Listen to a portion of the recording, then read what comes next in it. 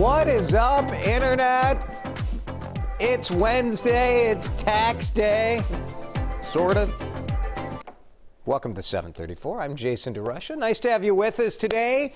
Glad to have you spending a little time with us. I'm promising you this. Yesterday's 734 was red hot. So controversial. So controversial. You guys were lighting up the comments all day long. Turns out people have opinions on whether or not you should call in people who are not socially isolating. Today's talker, we're going to turn down the heat a little bit. Maybe, I don't know, it's up to you. If you guys want to yell about this stuff all day long, maybe it's cathartic. I support that. We all can yell about the weather. Seriously, there's another snow chance, another snow shower chance. 3 days in a row. It's kind of crazy, isn't it? I mean, it's all melting. It's not that big of a deal, but it is a little soul-crushing. Cold again today, 35 the high. That snow chance again in the afternoon. The sun's out at least, which does look nice, and we're all in our homes anyway, so it'll be fine. This weekend it'll get better. A lot of us have started talking about what life will be like when businesses really start to reopen in Minnesota. Some wondering how businesses will operate. You know, how's a restaurant going to work, for example? Are you going to really have people jamming in around a bar or cramming into a dining room? State leaders haven't made any concrete decisions, of course, but they are talking about these things. Other states are sharing some preliminary plans. The governor of California said he could see restaurants with, maybe half the seats, disposable menus, temperature checks at the door. It got us thinking about what you miss. What business would you really like to go back to? So maybe it's a favorite restaurant, maybe it's a bar, maybe it's a hair salon or a massage place, maybe it's a bowling alley. Like, what do you really miss? And it's also a great way to give a shout out to one of your favorite businesses. So leave those comments on the WCCO Facebook page and we'll share some in a minute. Let's get to some of the news today, and new numbers showing that almost every Minnesotan who died from COVID-19 had some sort of underlying health condition, 98%. 9 new deaths reported, bringing the state total to 79. There are nearly 1,700 known cases, but more than half of those patients have recovered. Wisconsin, it's a worse situation over there. More than 3,500 confirmed cases and 170 deaths. In the United States, let's look at this live map from Johns Hopkins. And this tracks all of the confirmed cases in the country. You're closing in on 610,000 cases. 26,000 people have died, but nearly 50,000 have recovered. The impact of closures on Minnesotans keeps growing. We're taking a look at unemployment. So look at last year. All of 2019, 220,000 people or so applied for unemployment benefits. We've more than doubled it. Nearly 452,000 applications in 2020, so many of those just in the last couple weeks. The state saying 14% of Minnesota's labor force has applied for unemployment. Businesses not deemed essential during the stay-at-home order are looking for different ways to make ends meet, and that includes salons and barber shops. Lisa Halverson runs Chill Salon in Rosemount. She says her 7 employees are currently receiving unemployment, but she so far hasn't received a dime. I have applied for these great loans that the federal government have spoken about. I've applied for the EIDL. I've also applied for the small business emergency loan through the state. I have not heard one word. Lisa and her co-owner Joel Martin are saying they believe they could work by wearing protective gear, by sanitizing, by staggering appointments. They are hopeful the state will allow them to reopen their business before they get too far behind. Another Minnesota company has been getting in on the COVID-19 fight, producing millions of face shields. What a great, innovative program by Bedford Industries. We first shared their ambitious plans 3 weeks ago.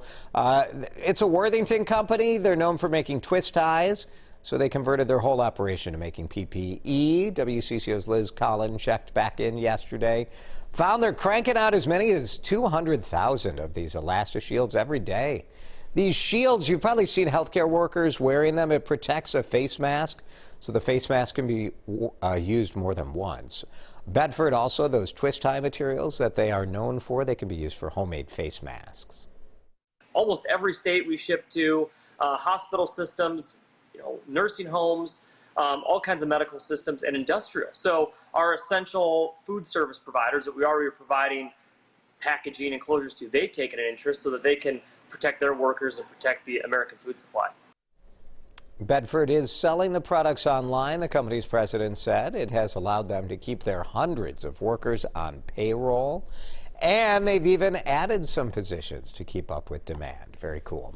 Researchers at the University of Minnesota, they're planning clinical trials, but to make a clinical trial work in the search for a cure or a vaccine for COVID-19, they need people. Medical school conducting 3 trials on 3 different drugs. One of them, hydroxychloroquine, which might be used as a treatment.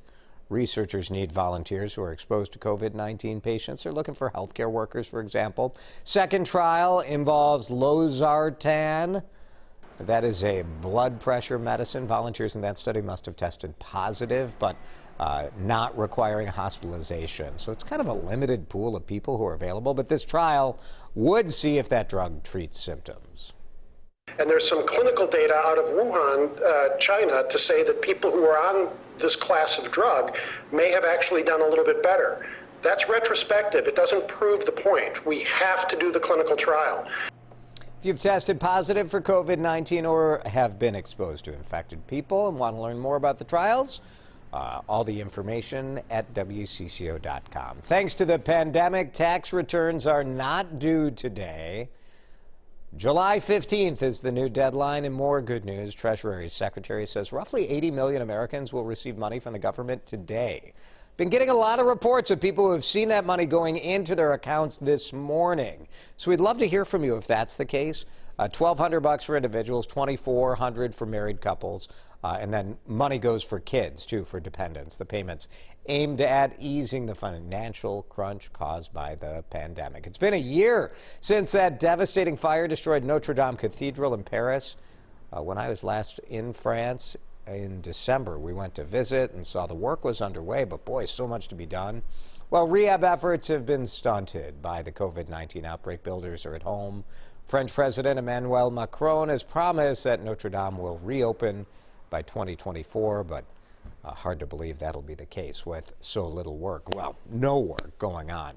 So many artists have been going online or to their social media accounts to connect with their fans. Today, the Boss is going to hold a concert. Not my boss or your boss, the boss.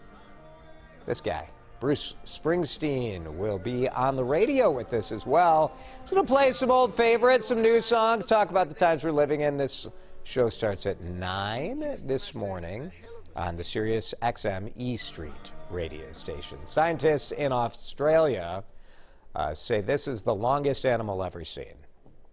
I think it's ridiculous. This video is from the Schmidt Ocean Institute.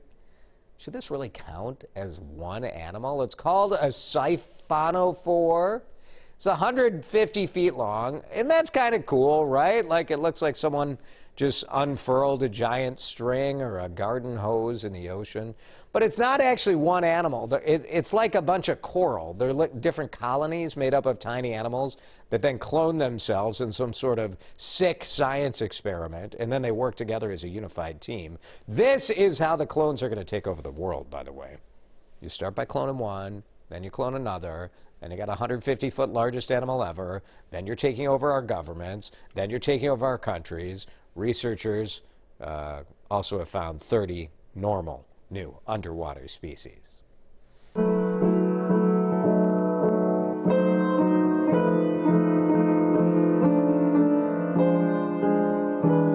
right, to calm me down about the looming clone invasion, we bring you Vicki Gornick.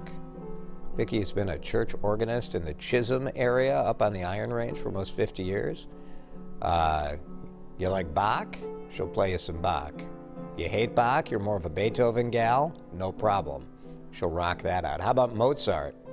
Yeah, rock me Amadeus. She'll play that too. Church is closed, of course, taking her talents online. Lots of great comments and Wonderful feedback there. She posts those videos in the Lockdown Lounge open mic page on Facebook. She's doing lessons online too. All right, ready for this? What are the buildings and the businesses and the people you miss? Your restaurants, your shops, maybe your gym? You miss going to the gym? Sort of sicko misses going to the gym. I'm finally paying my monthly fee to not go to the gym, and it's not my fault. Darla misses church. Yep, those church activities.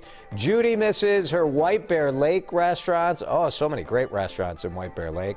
Cravings, Eat at 5th and Banning, Keys, Washington Square, so she's ordering and doing pickups. Good work there, Judy. Boone misses Texas Roadhouse. Yep. And Margaret misses the Jute Salon in Edina. I feel that. I miss the Dapper Wolf in St. Paul. It's a guy who cuts my hair. It's a little shaggy. Still all right. I mean, let's be honest. I started this with a bit of a hair deficit, so the growing period is fine. We're cheering for all of you. We can't wait for the businesses to get back open when it's safe to do so. And we're so grateful you spent some time with us here on the 734 today. We'll be back and do this again tomorrow, so why don't you join us then?